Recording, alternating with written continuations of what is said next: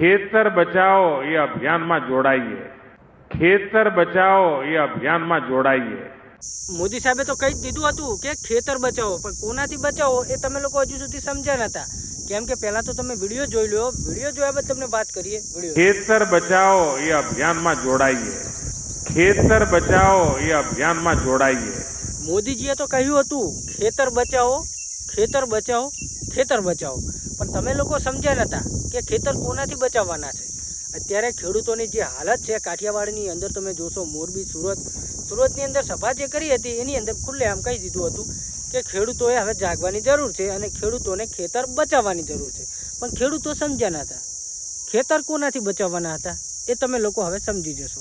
તો મિત્રો, ફરી એકવાર વિડીયોની અંદર સ્વાગત છે અને અત્યારે આપણે વાત કરવાના છે કે ખેડૂતોની અત્યારે કેવી દશા થઈ રહી છે. ખેડૂતોના ઊભા પાકની અંદર અદાણીના થાંભલા, એટલે કે જે લાઇટના મોટા મોટા થાંભલાઓ છે તે ઊભા પાકની અંદર, ખેતરની અંદર નાખવામાં આવે છે અને એનું એક પણ રૂપિયો વળતર આપવામાં આવતું નથી. અને ખેડૂત આનો વિરોધ કરવા જશે કે વિરોધ કરવા જાય છે તો ખેડૂતને પોલીસ પકડીને જેલમાં નાખી દે છે.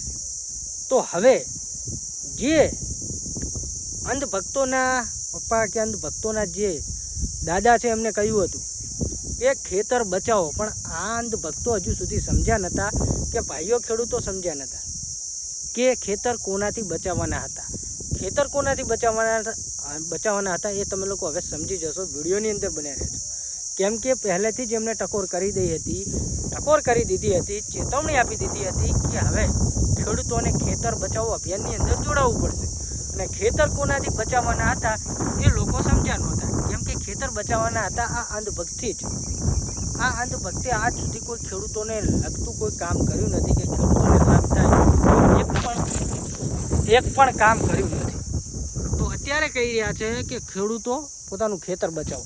તો અત્યારે તમે લોકો જોતા હશો કે અદાણીના જે થાંભલા આવી રહ્યા છે એ થાંભલાને કોઈ અડચણરૂપ ઊભું ના થાય, કોઈ ખેડૂતો એને આડો ઉતરે એ માટે થઈને પોલીસોનો કાફલો બોલાવવામાં આવ્યો છે. 200 500 પોલીસો ઉતારવામાં આવી છે ખેડૂતોના ખેતરની અંદર. અને આ ખેતરની અંદર પોલીસો ઉતારવામાં આવી છે કે પોલીસોને ઉતારી અને જે ખેડૂત છે તે પોતાના ખેતરની અંદર ન જઈ શકે. અને જે અદાણીના ને જે આ થાંભલાઓ નખાઈ રહ્યા છે એ થાંભલાઓની વચ્ચે કોઈ અડચણ ના ઊભી થાય અને કોઈ આ થાંભલા લાગે, લોકોને કોઈ નુકસાન ના થાય એ માટે થઈ અને પોલીસો ઉતારવામાં આવી છે. અને પોલીસો કોને માટે ઉતારવી જોઈએ? ખેડૂતો માટે. ખેડૂતોના ઊભા પાકનું નુકસાન કરી રહ્યા છે.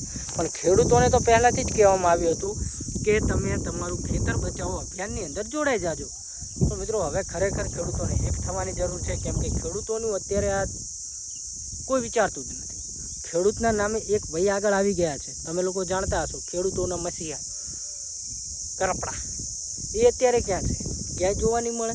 ખેડૂતોના નામે આગળ ગયા છે, સીટ જીતી ગયા ને હવે ક્યાં છે એ લોકોને ખબર નથી. પણ ખેડૂતો માટે કોઈ આગળ આવશે નહીં કે ખેડૂતો માટે કોઈ આગળ અવાજ ઉઠાવવાનું નથી કે ખેડૂતોનું કોઈ વિચારતું નથી. હવે ખેડૂતોનું ખુદ ખેડૂતોએ જ વિચારવું પડશે.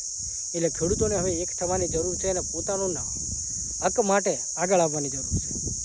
તો ખેડૂત માટે જે અત્યારે તમે જોઈ શકો છો મોરબીની અંદર ઘણી બધી જગ્યાએ જે થાંભલાઓ નખાઈ રહ્યા છે એ થાંભલા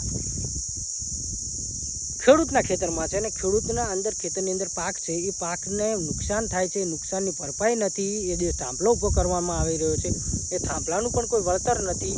અને ખેડૂત પોતાના ખેતરની અંદર જાય છે તો પોલીસ તેમને પકડીને પોલીસ થાણામાં લઈ જાય છે. તો પોલીસવાળા આ અદાણી, અંબાણી, આ પ્રાઇવેટ કંપનીઓના ચમચાઓ છે. અને સરકાર પણ આ વિશે હજુ સુધી કાંઈ બોલતી નથી, કેમ કે ચૂપ થઈ ગઈ છે. મિત્રો, ખરેખર હવે ખેડૂતોને જાગવાની જરૂર છે. ખેડૂતોને એકતાની જરૂર છે. કેમ કે ખેડૂતો જ્યાં જુએ ત્યાં લાઇનમાં જ હોય છે અને ખેડૂતોનું કોઈ અત્યારે વિચારતું નથી. અને ખેડૂતોને પણ આની ટેવ પડી ગઈ હોય, આદત લાગી ગઈ હોય એવું લાગી રહ્યું છે. ખેડૂતોને એક થવાની જરૂર છે. ત્યારે જ ખેડૂતોને પોતાનો હક મળશે. કેમ કે અત્યારે એમને અનાજના ભાવ નથી મળતા, પોતાને ખાતર બિયારણ જોતું હોય તો પણ લાઇનમાં લાગવું પડે છે. એટલા માટે કહે છે કે ખેડૂતોનું અત્યારે કોઈ કંઈ વિચારતું નથી. તો ખેડૂતોએ ખુદ આગળ આવવું પડશે, પોતાની લડત લડવી પડશે અને પોતાનો હક માટે મેદાનમાં આવવું પડશે. ખેડૂત મિત્રો હોય તો વિડીયો વધુમાં વધુ શેર કરજો. બાકી તમે લોકો આ વિશે શું કહેવા માગો છો કમેન્ટ કરી જાઓ. બાકી વિડીયો વધુમાં વધુ શેર કરજો ને વિડીયો જો.